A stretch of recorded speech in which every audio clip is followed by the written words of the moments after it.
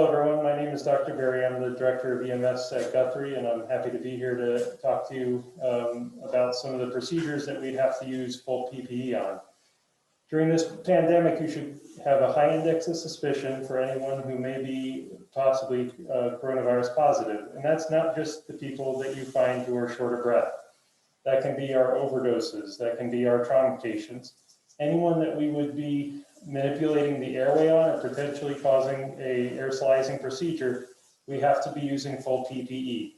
That PPE should include a face shield or goggles, an N95 mask, gown, and gloves at a very minimum.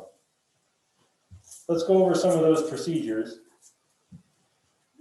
One common procedure that we can see that we think about, especially in terms of aerosolizing procedures, would be the CPAP.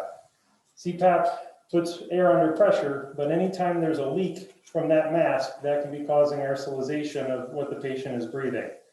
We should be protecting ourselves when we're doing those procedures. Another common procedure that we commonly do in the back of the ambulance would be using a nebulizer machine. And any of these nebulizing procedures should include full PPE. You may want to consider doing some of these outside of the ambulance prior to placing the patient in the back of the ambulance. Once you run one of these procedures in the back of your ambulance, you're going to be having to decontaminate the entire back of your ambulance, and your entire crew should be wearing PPE unless you're able to seal off the front of the ambulance from the back.